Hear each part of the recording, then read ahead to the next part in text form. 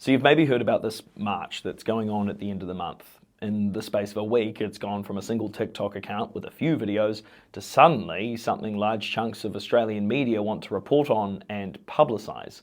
I've been wanting to talk about it, but also, how should you talk about something like this without potentially amplifying hatred or extremism? Well, because of the last few years all over the world, there's actually quite a few good resources on how to report on, share information about, and talk about any sort of extreme, far-right, or reactionary nationalistic event. One good starter point comes from this report from the think tank Data and Society, where researcher Whitney Phillips recommends asking yourself, should I share or talk about this at all? Or would I just be giving more fuel to the fire? Other advice from Australia's Media, Entertainment and Arts Union, as well as this report from disinformation non-profit First Draft, say that if you're going to say something, only say what's absolutely necessary. Do you need to say dates, times and locations if you're not encouraging people to go? There are also some things to think about when you see content relating to this march, both in the lead up to it and afterwards as well. First, Australia has anti-discrimination laws that make it legal to do things in public that are likely to offend, insult, humiliate or intimidate people on the basis of race or nationality, and in some cases, immigrant status. To get around that, organisers behind some far-right events might do things like avoid using overtly racist language as often as they can. Instead, they'll present a toned-down, sanitised and more PG version of their views, like a political dog whistle, that seems harmless to most people but sends a clear signal to supporters. This lets them claim that they didn't know about or weren't involved in anything controversial in a way that sounds believable.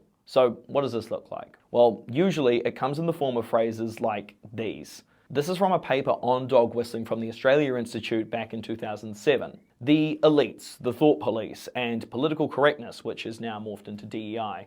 And there are other terms like ordinary Australians and defending our way of life, or Australian heritage, that can be used to signal racial exclusion without saying it outright. The thing is, the argument around immigration dividing the community and eroding the Australian identity completely ignores the fact that diversity can strengthen communities. And we know this is true because the 20th century Australian identity has heavily evolved from migration. As for the event later this month, there are also a lot of unknowns and confusion around the whole thing, and that's often by design.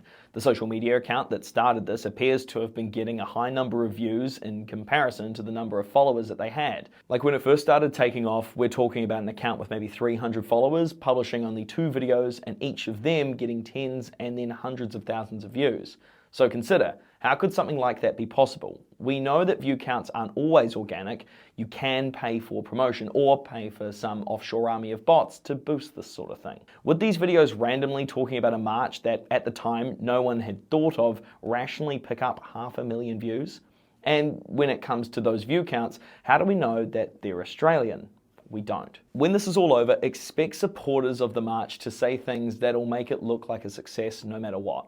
If there's a big turnout, they'll say that that's proof of public support. People should then ask how many of those people were marching for the same reasons. If there's a small turnout, they'll say it's a lesson learned and that public protest isn't the best way to spread their message, and it'll be a chance to regroup. If there is a police or government crackdown, organisers will use it as advertising material to recruit more people to their cause.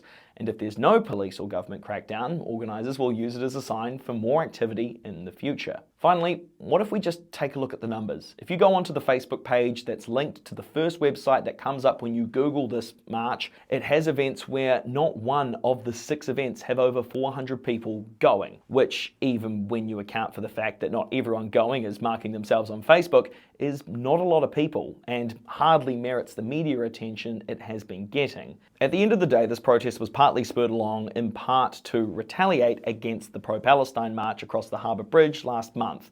That Harbour Bridge march was never about nationalism or immigration, and the fact that this counter-protest is basing so much of its messaging around this kind of says a lot. Okay, that was a lot, but the main thing is, if you're concerned about what's going on, be mindful of just how you talk about it online. Say only what's absolutely necessary, because there's nothing more these people hate than being ignored.